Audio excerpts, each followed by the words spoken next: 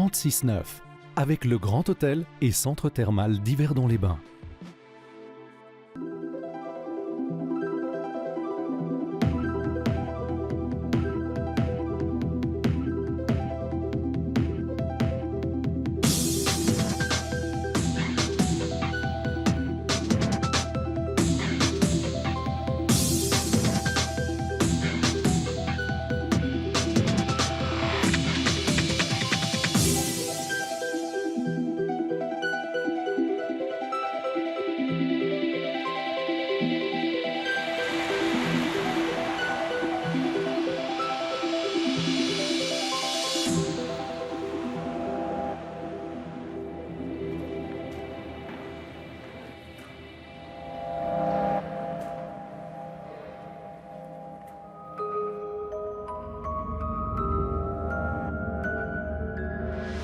Bonsoir. De tout temps, les humains ont cherché à entrer dans des états modifiés de conscience, que ce soit par l'exercice mental ou par l'absorption de plantes et de substances psychoactives. Peut-on consommer des drogues de manière récréative? Quels sont les effets de l'ecstasy, de la cocaïne et de tout ce qui circule actuellement pendant les fêtes, en particulier quand on les mélange entre elles et avec de l'alcool? Ces questions que se posent beaucoup de consommateurs et de parents inquiets, nous les aborderons en seconde partie d'émission. Pour commencer, nous allons voir comment agir sur le cerveau sans drogue grâce à la méditation. Souvent associé au bouddhisme, cet entraînement mental existait déjà dans l'Antiquité grecque. Ressuscité dans les années 70 aux États-Unis, le mindfulness ou pleine conscience fait aujourd'hui toujours plus d'adeptes. Que dit la science de ces effets positifs qui se déploient jusque dans les milieux les plus inattendus? C'est un reportage signé Christophe Ingard et Ventura Samara.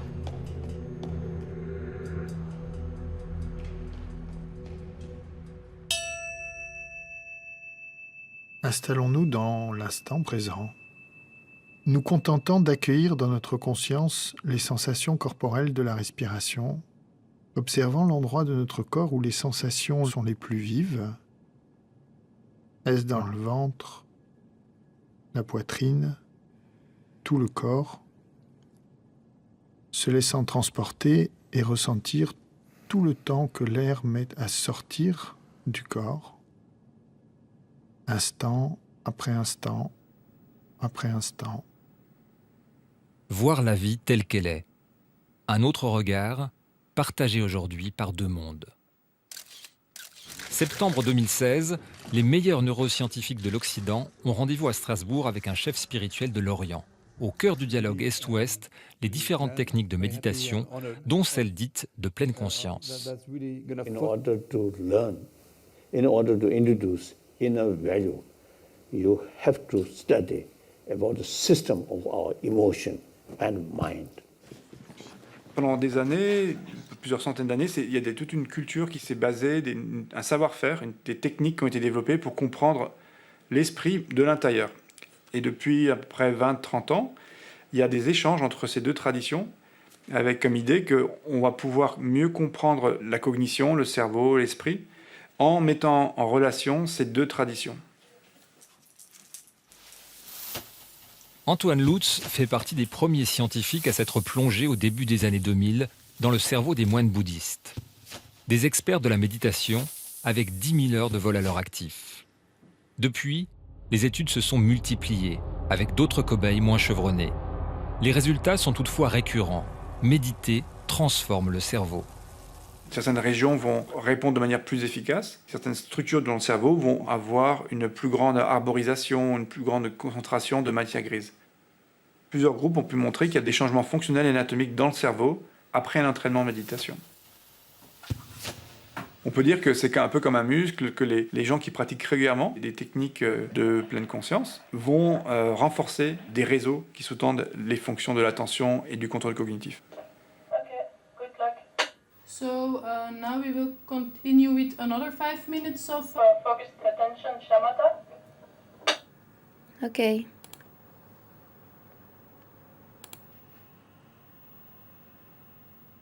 Cela semble magique. On est en tailleur, les yeux fermés, et le cerveau change. Aucune activité apparente, et pourtant. La méditation pleine conscience repose entre autres sur l'observation attentive de tout notre corps, zone par zone, organe par organe, ici et maintenant. Plus facile à dire qu'à faire. Est-ce que j'ose bouger ou pas?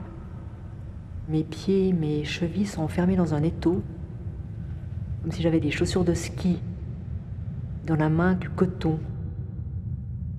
Quand il n'est pas entraîné, notre esprit vagabonde. Il est traversé par des idées et des pensées parasites. Anne s'exerce tous les jours à les laisser passer pour revenir aux sensations du présent.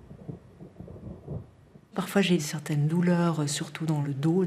Alors, je les observe. Mais l'idée, c'est pas de changer quoi que ce soit. C'est juste d'être là, présent, et entrer dans la douleur en l'accueillant, en fait. La pratique méditative n'est pas qu'un entraînement de l'esprit, c'est un entraînement du corps aussi. Comme si on voulait s'imaginer qu'il puisse y avoir un corps qui fonctionne sans esprit ou un esprit qui fonctionne sans corps. Cet expert des muscles, des tendons et des os est convaincu par les nombreux bienfaits de la pleine conscience. Il dirige un diplôme à l'Université de Strasbourg sur la médecine, les neurosciences et la méditation. C'est lui qui est à l'origine du dernier dialogue scientifique avec le Dalai Lama. En tant que rhumatologue, je suis confronté aussi aux maladies auto-immunes. C'est des maladies dans lesquelles le fonctionnement du système immunitaire est perturbé. C'est une partie du corps, nos cellules immunitaires. Et là aussi, il y a un lien très fort entre le corps et l'esprit, entre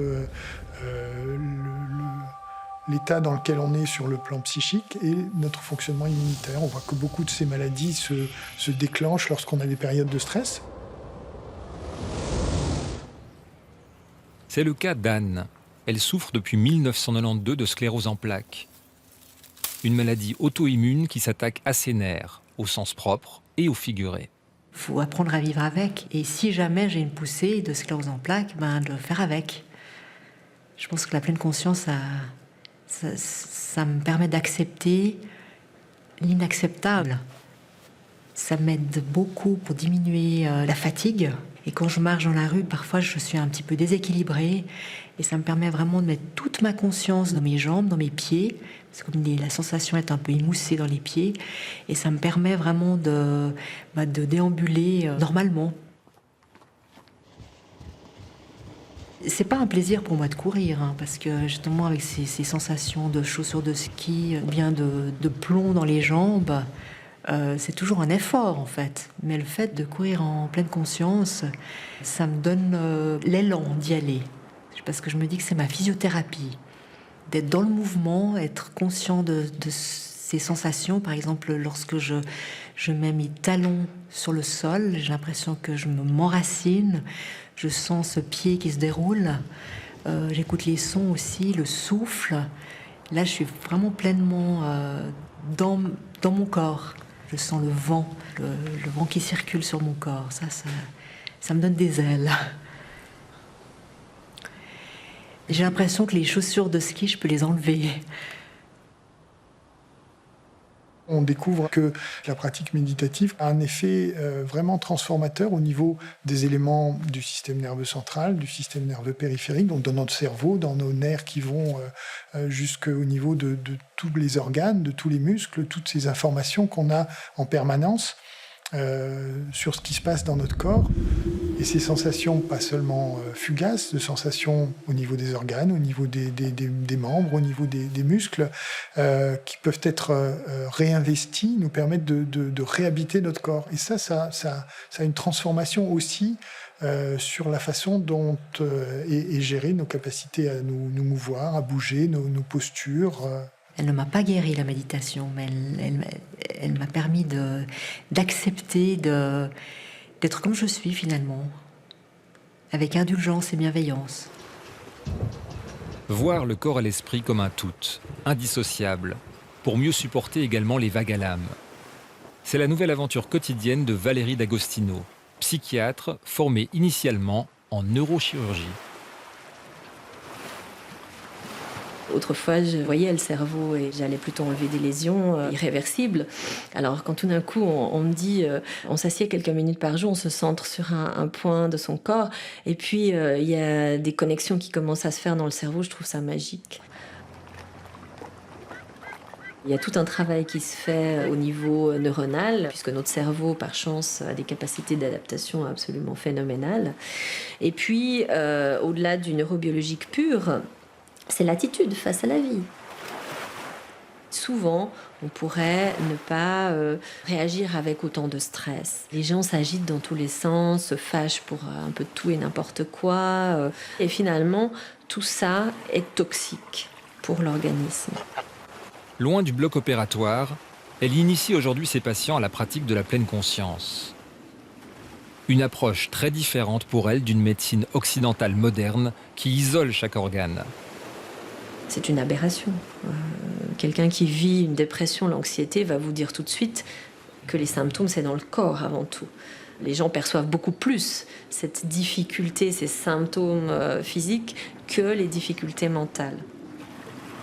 Alfio, par exemple, 57 ans et une vie sociale qui s'est effondrée. On a une souffrance intérieure, c'est un poids énorme, c'est une douleur dans la poitrine et vous avez même la peine à respirer. C'est quelque chose d'affreux. Vous avez presque envie de partir, parce que vous n'avez aucun sens dans cette vie. Il avait tout, un métier, une famille, le football comme passion. Mais après un accident du genou, il va progressivement tout perdre. Il ne peut plus faire de sport, difficile même de travailler. Il se retrouve à l'AI, se sépare de sa femme. En 2010, c'est la descente aux enfers. Une dépression qu'il a du mal à accepter. Il refoule. Donc c'est pas dans notre culture aller voir un psychiatre. Mais bon, ça change aussi dans le sud de l'Italie. C'est vrai que c'est pas nos habitudes. On peut pas être pas bien. On ne peut pas être pas bien. On a une famille, on a des enfants, on a un cadre, donc pourquoi ne pas être bien? On ne parle pas de choses privées, généralement. On n'est pas ouvert. Donc on garde ça pour nous. Et voilà, c'est pour ça que je demande de l'aide. Et lorsqu'enfin Alfio réussit à en parler, c'est une solution classique qu'il imagine. Tout je demandais des médicaments et un apport psychologique, un apport professionnel. Je ne pensais pas qu'on pouvait s'en sortir avec la méditation. Je vous dis franchement, c'était pas dans ce but-là que je suis venu. Et c'est là que je découvre, à travers elle, cette méthode. Vous étiez très surpris au départ? Très, très, très surpris, oui. La pratique de la pleine conscience, cela a été démontré scientifiquement, prévient les rechutes, permet de prévenir les rechutes. Les antidépresseurs aussi, vous prenez un antidépresseur pendant une durée de 2 ans, vous avez aussi une prévention de la rechute. Maintenant, il faut être prêt à prendre un antidépresseur pendant 2 ans. Chez certaines personnes, il y a des effets secondaires, on n'en a pas avec la pratique de la pleine conscience. Selon les études cliniques, une approche de 8 semaines de pleine conscience, 1 heure par jour, réduit de moitié le risque de rechute dépressive. L'imagerie cérébrale, elle, montre que cet exercice régulier renforce les régions impliquées dans la gestion des émotions. On voit par exemple qu'il y a une modulation de régions comme l'amygdale, qui est une région importante dans le traitement de l'information d'émotions négatives. Il y a une capacité à réguler cette région dans des états de pleine conscience, de telle manière que l'information est toujours présente, mais la réponse à l'amygdale est beaucoup plus rapide. Des régions, par exemple, du cortex préfrontal parviennent avec l'exercice à mieux dompter cette amygdale. Dans un deuxième temps, chez les méditants expérimentés, il est même possible que cette amygdale soit moins excitable. Prends le ballon. Amenez les ballons ici. Faites là le ballon. Donne-moi le ballon. Voilà. 2 ans après sa dépression, Alfio parvient enfin à accueillir ses émotions sans qu'elles ne débordent. Essentiel pour lui, en tout terrain. Les gars, vous êtes en train de vous plaindre. Il fait chaud. Mais le foot, c'est ça. Le football, c'est la nature, on est dehors. Quand il fait chaud, on subit, on boit plus. Ça compte pas. Allez, on continue. Vous avez l'impression de mieux gérer vos émotions qu'avant? Oui, nettement mieux. Peut-être, avant, je m'en voulais peut-être à l'arbitre. Il m'arrivait quelquefois d'insulter les arbitres parce qu'ils ont pris des mauvaises décisions, mais bon, c'est des êtres humains comme nous. On fait tous des erreurs, mais j'arrivais pas à gérer. J'avais ces pulsions comme ça. Tu dois donner la passe, tu dois faire la passe. Dans le cerveau, où certaines zones qui sont liées à tel ou tel fonctionnement peuvent augmenter ou diminuer de taille. Certaines zones en lien avec la régulation des émotions, en lien avec la peur, par exemple, peuvent diminuer de taille avec la pratique de la méditation. Allez, dépêchez-vous, aux ordres de l'adjudant-chef. 6, 7, 8, 9, 10. Allez, go, derrière moi! mieux réguler ses émotions négatives et le stress. Petit détour dans les Landes, près de Bordeaux, dans ce centre d'entraînement de la Gendarmerie nationale française. Un corps sain est important ici, mais depuis quelques années, on vise aussi un esprit sain pour mieux vivre certaines interventions. Avant, on rentrait à la maison avec ces images. Vous faites un suicide, par exemple, d'un enfant. Je veux dire, c'est hyper traumatisant quand vous-même avez des enfants, quoi. Donc avant, on rentrait à la maison, on gardait ça pour soi, on en parlait à la femme, mais qui n'est pas non plus psychologue. Donc non, ce n'est que des choses positives. Tout le monde a y gagné à être plus serein intérieurement, à mieux gérer les situations tendues. Surtout quand on sait qu'il y a quand même un certain nombre de militaires ou de policiers qui font des dépressions et ça peut aller jusqu'au suicide. Selon ces hommes, le support psychologique s'est considérablement amélioré ces 20 dernières années. L'occasion pour ce gendarme, diplômé de la formation médecine, neurosciences et méditation, de compléter aujourd'hui cette aide par des exercices de pleine conscience. On sait que lorsqu'on est en intervention, si on est dans l'émotionnel, on perd ses moyens. L'émotion entraîne une régression. Alors je vous propose de commencer. S'il y en a qui ronflent, on va le savoir tout de suite. Avec les yeux fermés, ça va être plus délicat.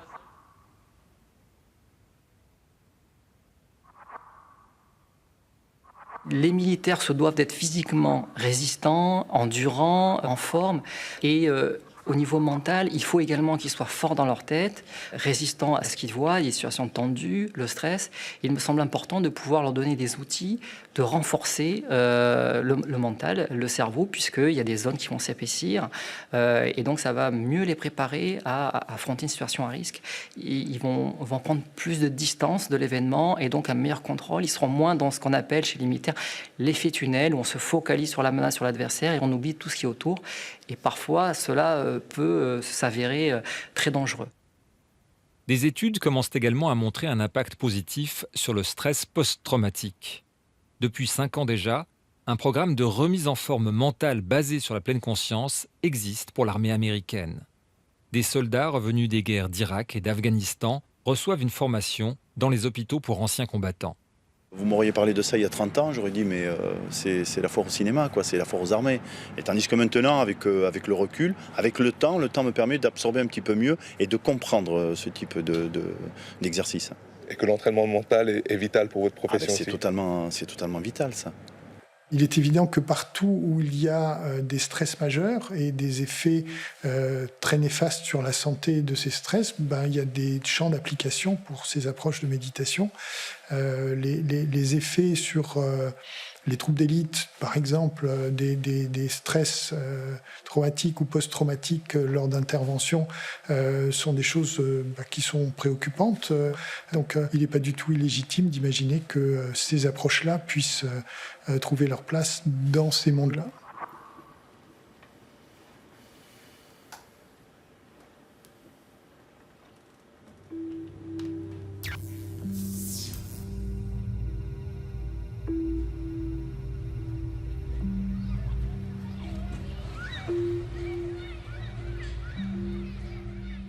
Nos enfants ont parfois aussi l'impression de faire partie d'une sorte de troupe d'élite, tant l'injonction de performance et de réussite est forte dès les premières années d'école. Et la pression ne diminue pas, ils sont sommés de choisir une formation, de réussir leurs examens et de trouver leur voie. Dans le monde professionnel, le stress et la multiplication des contraintes sont également des plaintes récurrentes. Certains métiers sont particulièrement exposés. La méditation devient alors un formidable outil de survie en milieu hostile.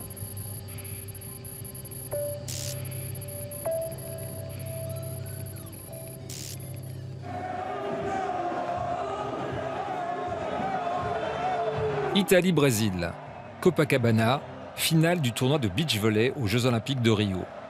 12 000 spectateurs, des caméras partout. Et plongé dans cette marmite en feu, celui qu'on aime détester, l'arbitre. Il y a tout le monde qui veut avoir un match parfait, avec tous les aspects. Et ouais, là, on sent vraiment plus de pression. Et je crois que les gens autour, mais aussi les spectateurs, ne peuvent pas imaginer la pression qu'on ressent quand on est là au milieu de toute cet environnement. L'arbitre est constamment sous pression. Il entre dans un match en sachant pertinemment que ses décisions vont devoir être prises de façon très très rapide et qu'il y aura toujours quelque part une contestation, une protestation, une menace d'erreur qui peut tout à coup engendrer des problèmes, voire même une exclusion dans le match suivant. Et donc dans tout cela, je pense que l'aspect mental, l'aspect de la maîtrise de ces situations, de cette attention était particulièrement important. Et l'approche de la pleine conscience se prêtait de façon tout à fait adaptée à cette demande. Reportons l'attention sur le corps, sur les sensations, sans être dur avec nous-mêmes, sans nous condamner, mais tout simplement avec bienveillance et fermeté, et nous concentrer sur des lieux plus spécifiques. Et là aussi, laissez décoller la gauche. C'est une première. Pour mieux préparer les 36 arbitres de volley-ball au stress des Jeux Olympiques de Rio, ils ont tous pu bénéficier d'un coaching mental, comme celui-ci, plusieurs mois avant l'événement.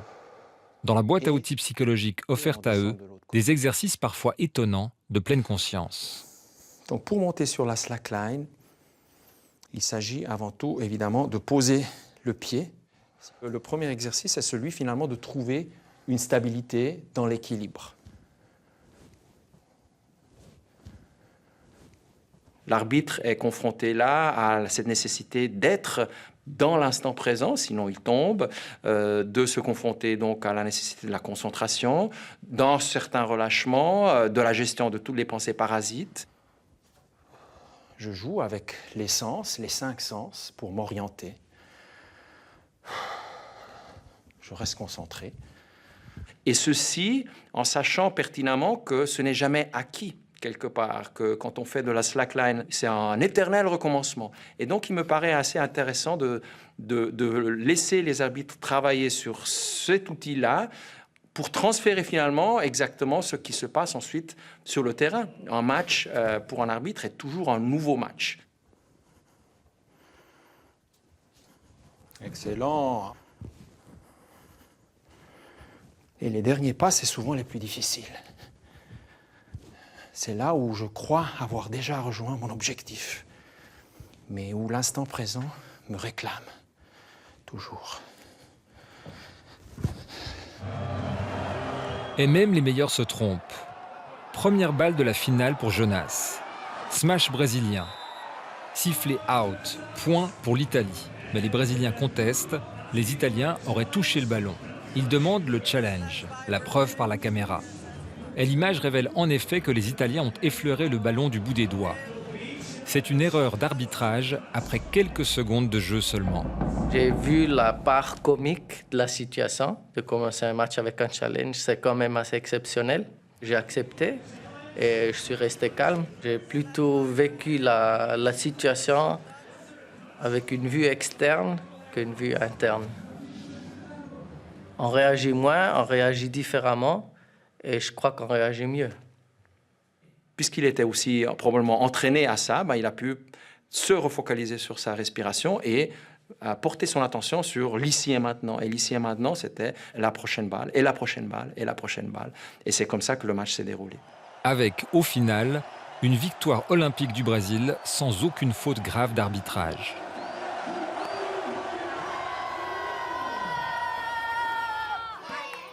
Une meilleure attention, une meilleure gestion des émotions, une meilleure conscience de soi. Aujourd'hui, les objectifs de la méditation pleine conscience séduisent également les écoles, comme ici, dans le canton de Vaud. Les qualités académiques sont importantes ici, mais le bien-être des élèves aussi. Vous ne pouvez pas développer leurs qualités académiques sans un bien-être au départ.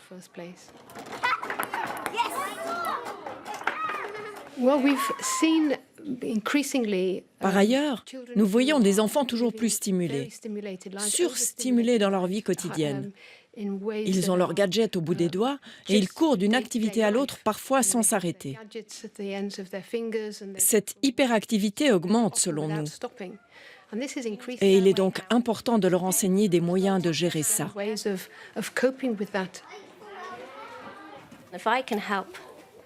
J'aimerais simplement aider ces enfants au début de cette aventure qu'est l'apprentissage. C'est ça mon travail.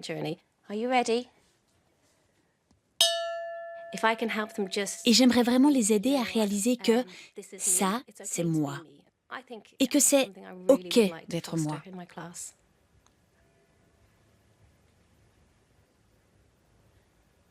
If any thoughts are coming into your head, just let them float away. I think it doesn't do them any harm. Par ailleurs, ça ne leur fait pas de mal d'apprendre à s'arrêter quelques minutes. Ça ne fait de mal à personne. Merci. Well done. Wow, really good. How are we feeling after that? Calm. Do you feel calm? Anybody feel anything? And I was feeling myself breathing too. Yeah, it's really nice to feel yourself breathing. I feel happy and relaxed. Do you know why you feel happy and relaxed? I know. Okay. Yeah, because sometimes, you know what, when we do this thinking ourselves, we have lots of feelings. We can have lots of feelings. I have lots of feelings. That's what we are. That's why we're humans.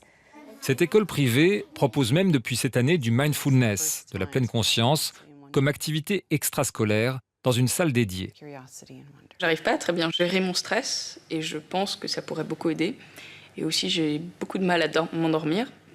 Et avant les tests aussi, souvent je bloque sur une question, j'arrive pas à passer. Et je travaille sur cette question jusqu'à que le test est fini en fait.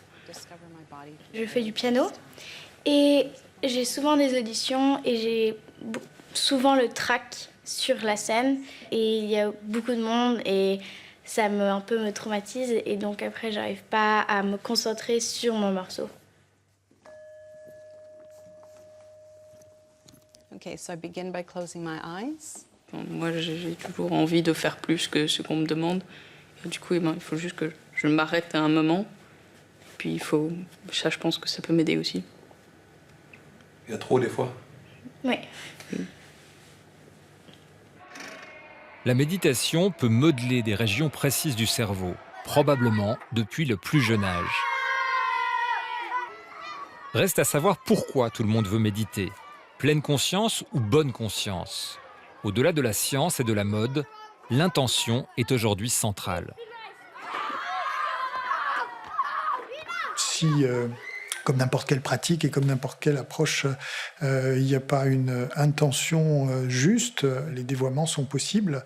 Donc dans le monde de l'entreprise, le monde du travail, si c'est tourné vers un meilleur mieux-être, une plus grande créativité, des prises de décision qui sont plus sages, c'est formidable et tout le monde est très content. S'il s'agit de pouvoir mettre une pression supérieure sur les gens qui travaillent pour pouvoir avoir une rentabilité, une productivité accrue, à ce moment-là, c'est une intention qui est dévoyée. En fait, je suis sorti d'une bulle. Ma vie, c'était une bulle. J'étais dans une bulle. Je suis sorti de cette bulle et je suis rentré dans le monde. Chez nous, on dit il ne faut jamais pleurer. Il ne faut pas pleurer. Un homme, il ne pleure jamais. Je ne sais pas si vous comprenez le sens.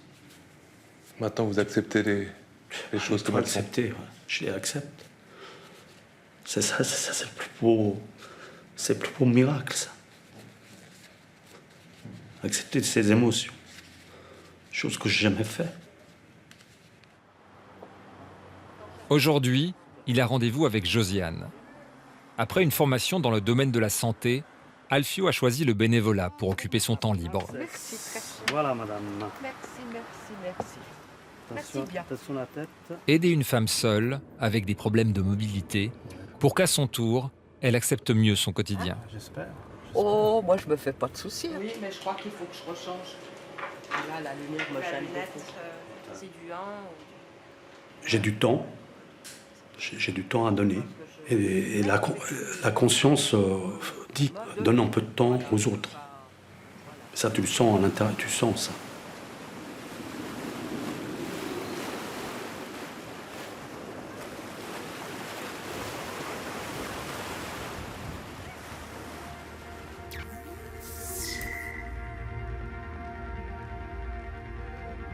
Le crédit dont bénéficie la méditation de pleine conscience a un revers, sa récupération par toutes sortes de vendeurs de cours, DVD, livres et autres méthodes. Il faut rester critique et se souvenir qu'il s'agit avant tout d'un entraînement mental exigeant qui demande du temps et de la régularité.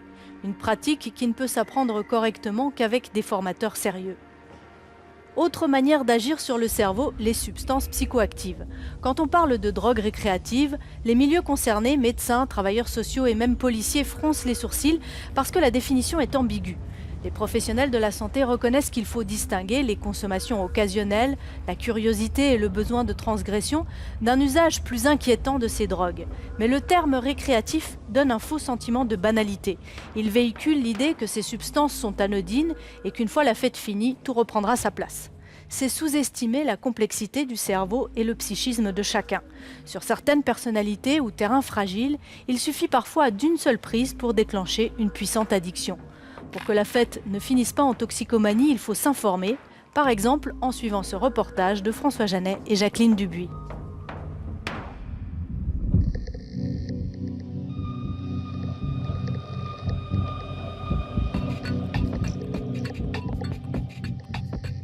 En soirée, je consomme généralement de l'alcool déjà. Et puis ensuite, on peut partir sur de l'ecstasy, MDMA, qui est plus ou moins la même chose. Et plus occasionnellement, des produits à sniffer, comme parfois de la cocaïne, parfois du speed, parfois des amphétamines.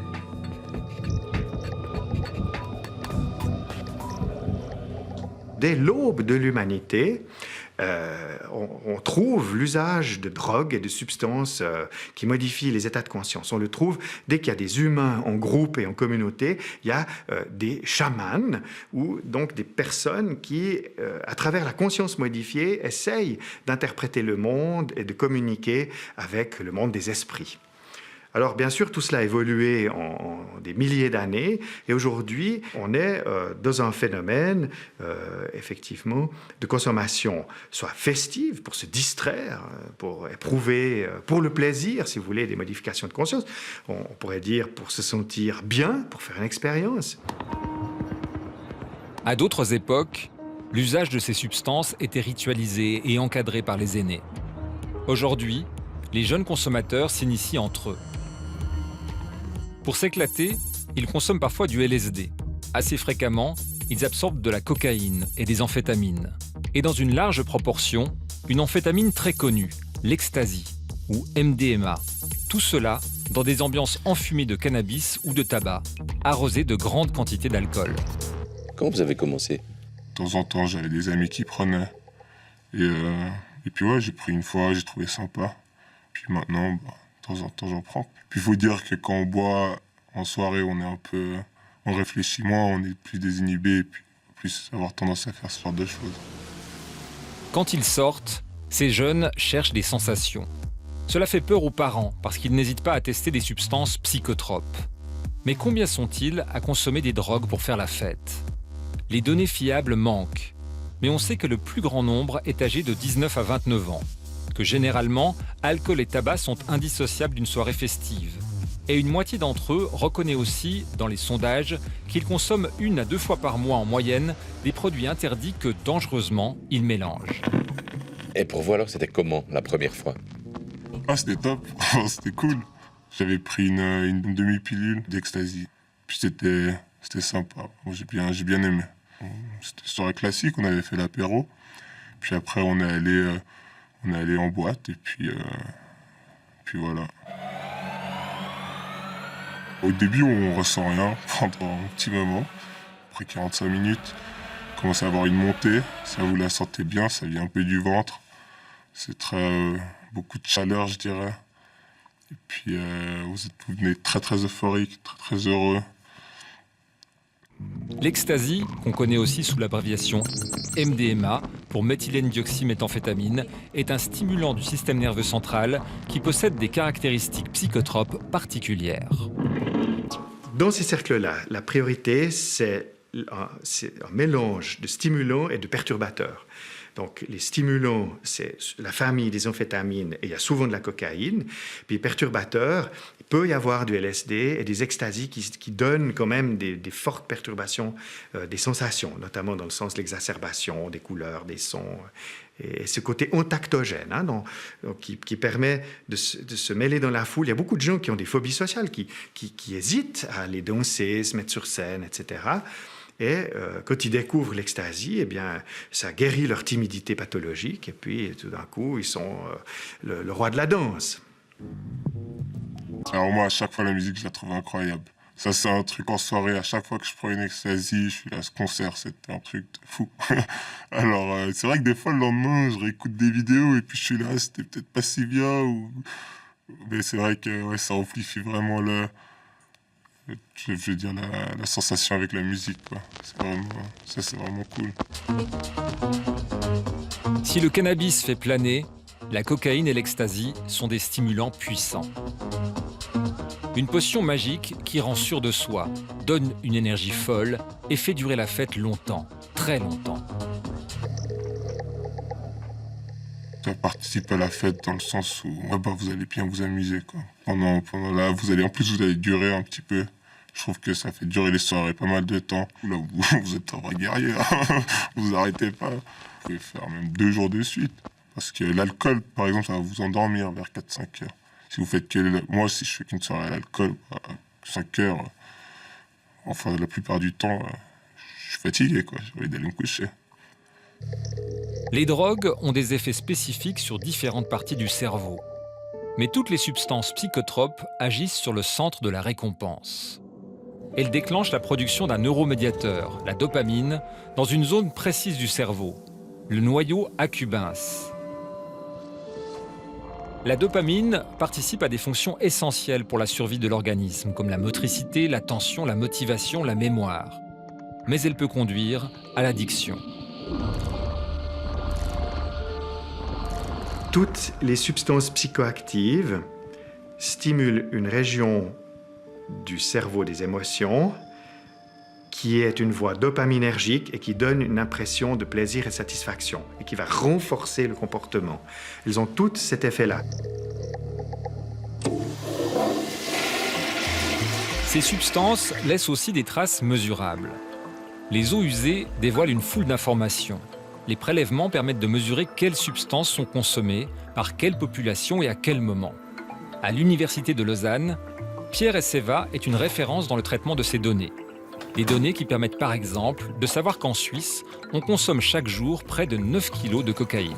On va pouvoir voir le produit qui est consommé et avoir une idée de la quantité qui est consommée. Maintenant, il existe toute une série d'autres données épidémiologiques qui existent, notamment les données policières avec les saisies qui sont effectuées, les arrestations, des données sur des sondages autoreportés de consommation.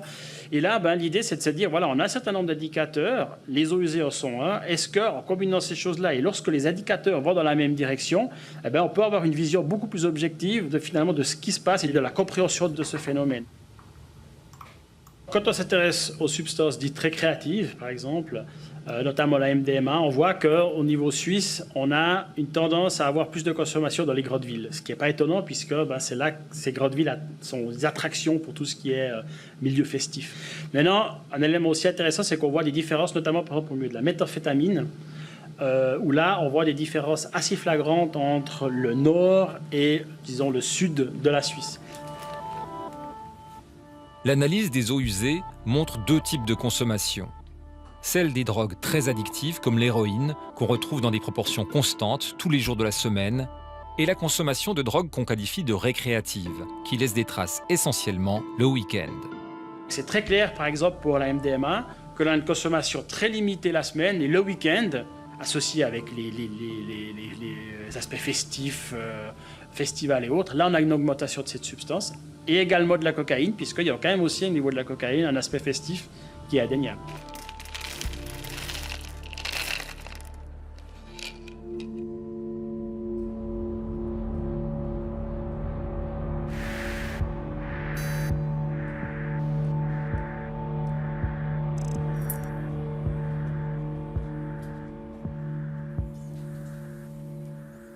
La plupart des jeunes qui font la fête vont gérer sans problème leur consommation de psychotropes et éviter des conséquences graves ou irréversibles pour leur santé. Mais pas tous. La sensibilité de chacun est absolument imprédictible. Il faut donc savoir que ces consommations dites festives comportent toujours une part de risque. Impossible également de prédire les effets de ces substances quand on les mélange entre elles. Certains cocktails peuvent être dévastateurs pour le cerveau. La suite du reportage nous emmène au cœur de la plus grande technoparty du monde, la Street Parade de Zurich, qui réunit 1 million de participants.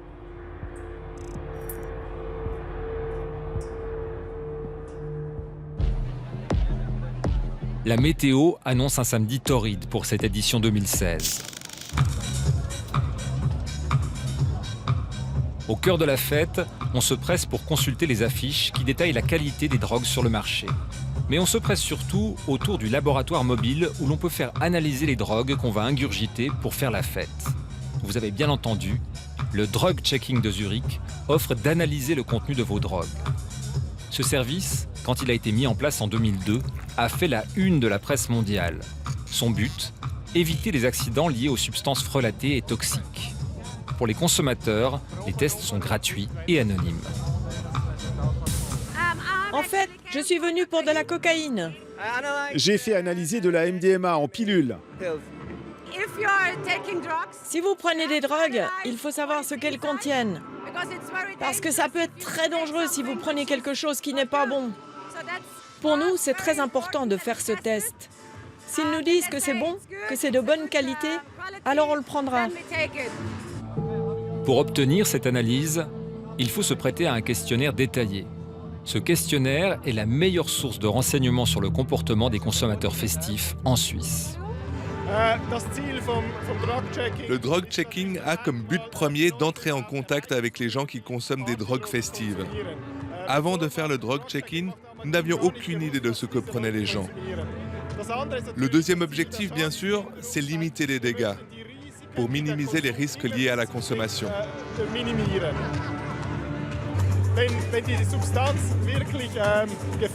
Nous savons que si une substance est vraiment dangereuse pour la santé, la personne qui l'a apportée ne la prendra pas. L'expérience que nous avons de ces situations le montre. Nous sommes crédibles. Les gens nous font confiance. Ils savent que nous ne leur dirons pas de ne pas consommer sans raison valable. Nous ne sommes pas là pour faire la morale, mais vraiment pour réduire les risques. C'est le laboratoire du pharmacien cantonal bernois qui a mis au point l'unité mobile d'analyse des drogues.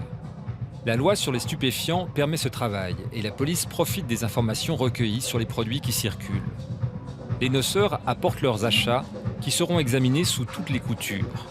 Les pilules ou les poudres sont pesées, photographiées et on soumet des échantillons à un test détaillé. En 20 minutes, l'analyse permet non seulement d'identifier toutes les substances qui se trouvent dans le produit, mais aussi leur dosage.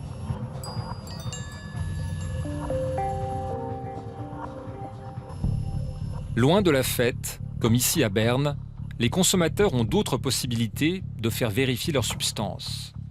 Qu'on le veuille ou non, les gens consomment. Il y a donc un intérêt majeur à limiter les risques. Les résultats du drug checking ont convaincu Berne, Zurich et Bâle. Dans ces cantons, les consommateurs peuvent déposer leurs produits pendant la semaine dans des centres de prévention. Le résultat leur sera communiqué quelques jours plus tard. Alors, ici, c'est le laboratoire du pharmacien cantonal. C'est un laboratoire de référence. Alors, comme instrument principal, on a un chromatographe phase gazeuse. Les analyses hebdomadaires du laboratoire bernois permettent de suivre l'évolution du marché en continu. Il n'est pas rare que des produits, la cocaïne notamment, soient coupés avec des substances toxiques potentiellement dangereuses. Quand un produit frelaté est détecté, une mise en garde est publiée sur Internet et dans la presse. La limite de danger est fixée à 1,5 mg par kilo de poids corporel. Une personne de 80 kg ne devrait donc pas absorber plus de 120 mg d'ecstasy. Or, les pilules surdosées sont fréquentes. On constate qu'il y a une forte augmentation des dosages dans les pilules. Pour les mises en garde, on a une limite de 120 mg par comprimé. Les dosages, c'est toujours une question de poids. Alors si c'est un gars qui fait 85 kg, c'est pas la même chose que si c'est une fille qui fait 50 kg.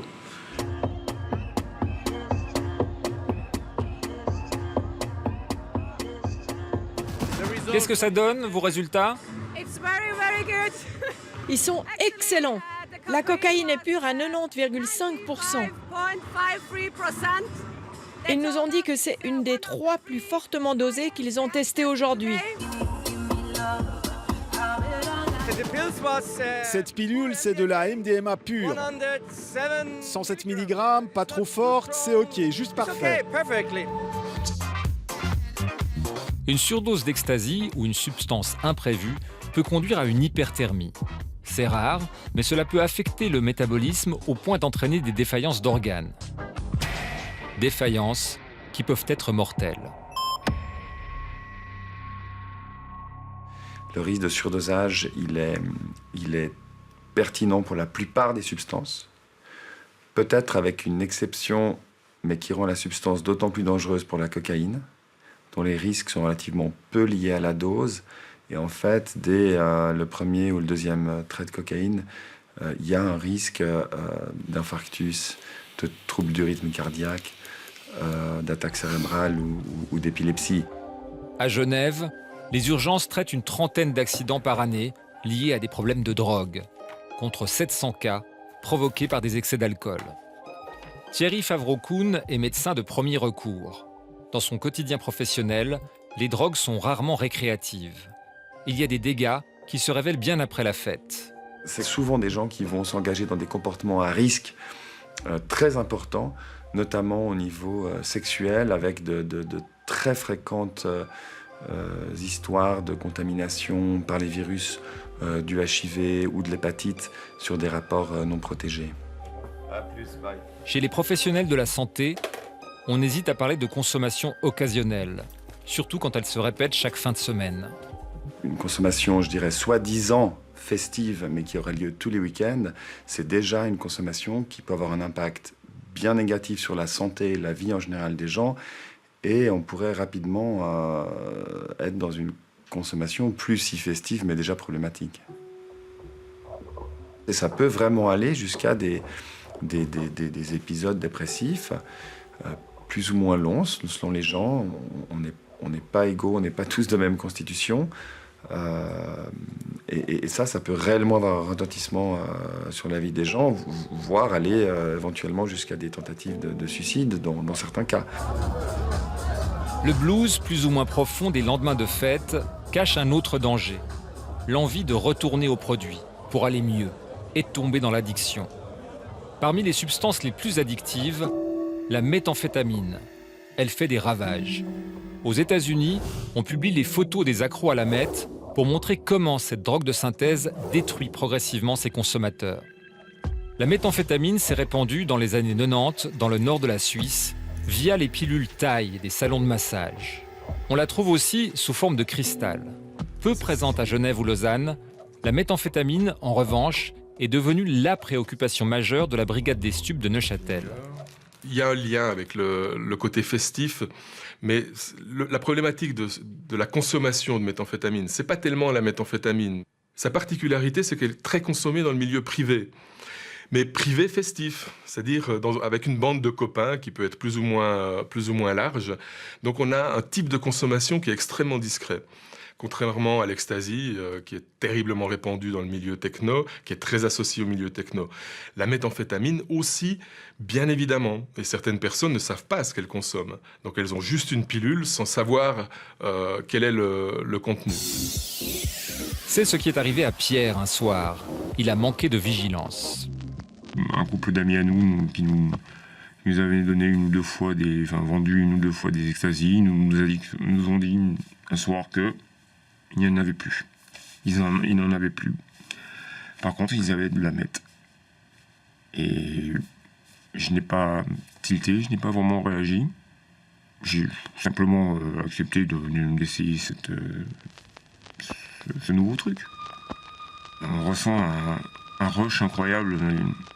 Pendant des jours, on ne dort pas. On se sent très sûr de soi, très en confiance.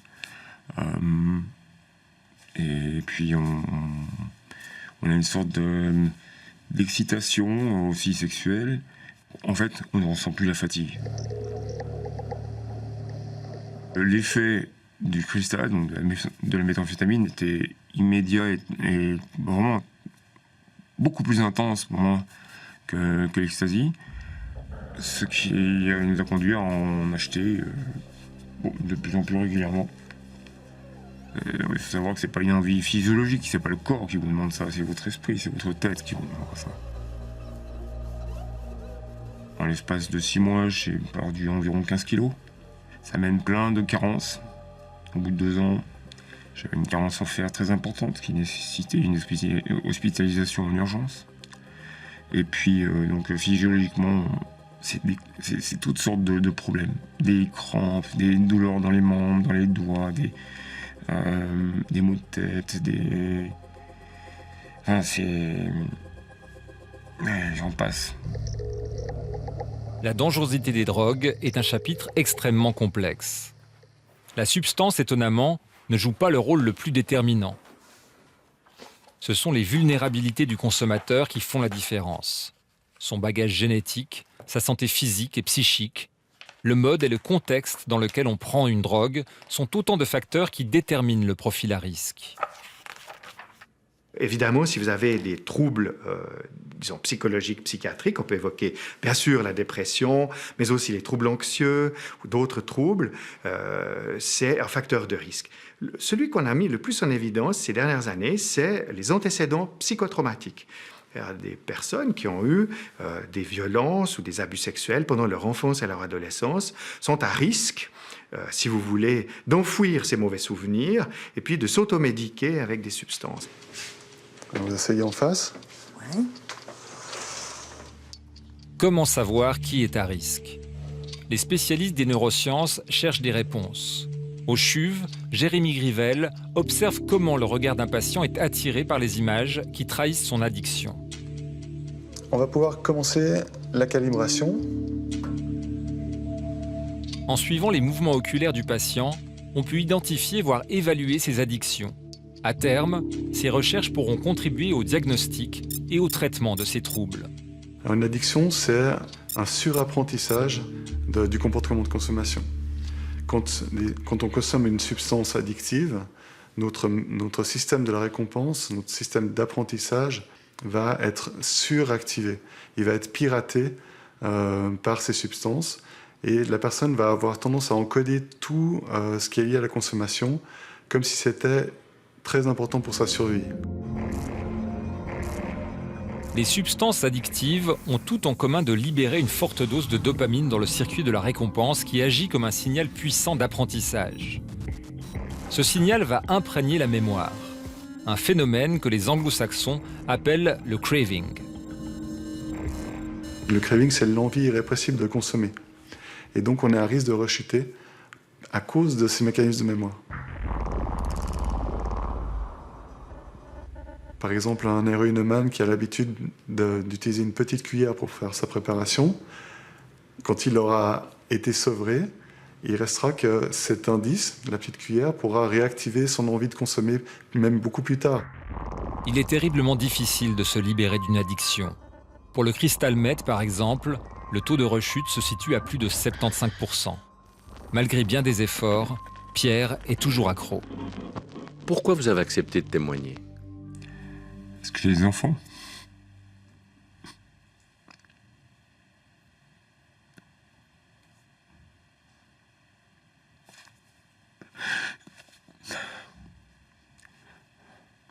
Je ne veux pas que les enfants touchent à ça.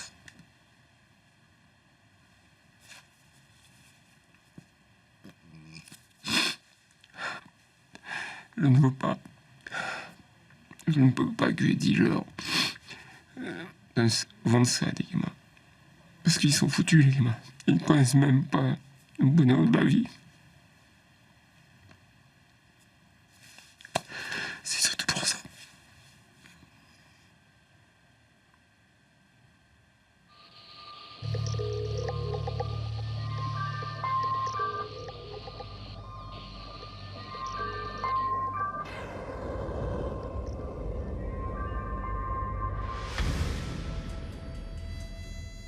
À partir de 2008, la Confédération a ajouté ce qu'elle appelle un 4e pilier à sa lutte contre les méfaits de la drogue. Une politique de réduction des risques qui s'ajoute à la prévention, à la thérapie et à la répression du trafic. Mais comme ce sont les cantons qui sont chargés de la mise en œuvre de ce programme, il y a de grandes disparités entre les régions. Zurich est généralement désigné comme l'exemple à suivre. Là-bas, de nombreuses organisations sillonnent les événements festifs pour informer et accompagner les consommateurs, une manière de limiter les mauvais trips.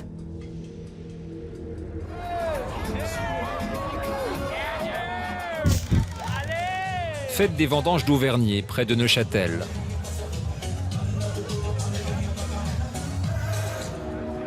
L'association Point de Chute a déployé son stand.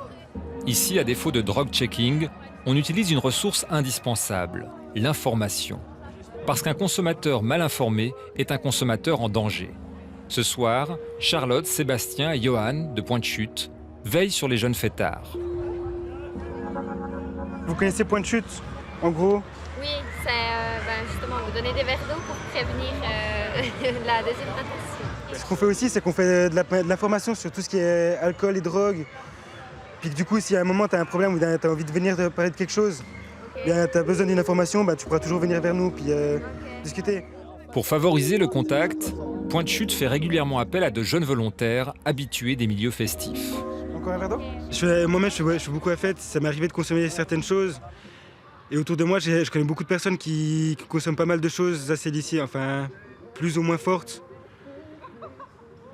Et je me suis dit que c'était quelque chose qui pouvait m'aider moi et pouvait aider mes proches à moi aussi. Je dois travailler à 8h demain, du coup... Si tu dors pas, t'as qu'à te lever, hein.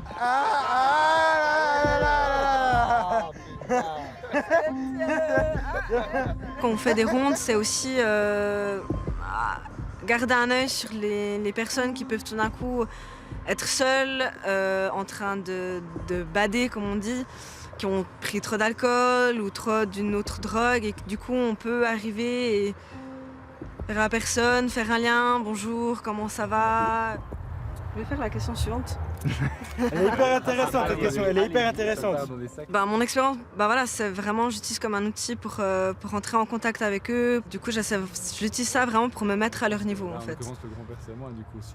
À Genève, voilà 10 ans que l'association Nuit Blanche se déploie dans près de 50 rendez-vous festifs par année. Ici, comme à Neuchâtel, on est convaincu que le drug checking est une mesure nécessaire pour réduire efficacement les risques. Tu détaches à chaque fois une page du plastique. Ok, puis il roule sa paille direct. Tu roules une paille. Et puis en fait, il y a des messages différents sur chaque Donc post-it. sur chaque, il y a... Sachant que ces consommateurs potentiellement problématiques du milieu festif sont très rarement en fait en lien avec des structures de soins, de soutien. Donc souvent le drug checking permet d'avoir un premier contact avec eux en fait, et puis de pouvoir aller plus loin dans notre travail. Le drug checking n'existe qu'en Suisse alémanique.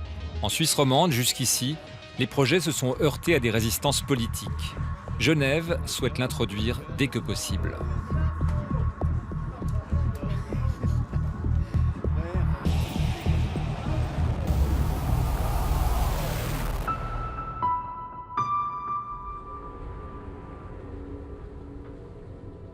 En attendant, on peut se rendre sur le site nodrugs.ch pour minimiser les risques d'overdose ou d'empoisonnement.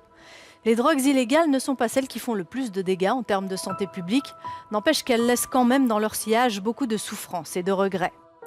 Voilà, c'est la fin de cette édition et c'est l'occasion de vous rappeler que dans 3 jours démarre la grande opération de la RTS Cœur à Cœur, opération qui va mobiliser l'ensemble de la RTS, la chaîne du bonheur et la ville de Lausanne qui accueillera un studio radio au milieu de la place centrale où vous êtes les bienvenus. L'idée est de resserrer les liens de toute la société autour de ceux d'entre nous qui sont les moins privilégiés. C'est souvent un problème de santé d'ailleurs qui débouche sur la précarité, les soucis financiers et l'isolement. Dans un monde de plus en plus brutal et cynique, il s'agit de créer l'espace d'une semaine, une bulle de douceur et d'attention à l'autre, entre musique, témoignages et gestes de solidarité. Rendez-vous donc du 17 au 24 décembre sur les ondes d'Option Musique, les antennes de la RTS et au cœur de Lausanne pour partager des instants chaleureux juste avant les fêtes de Noël. Au nom de toute l'équipe de 36.9, merci d'avoir été avec nous cette fois encore. On se retrouve en janvier pour le prochain magazine Santé.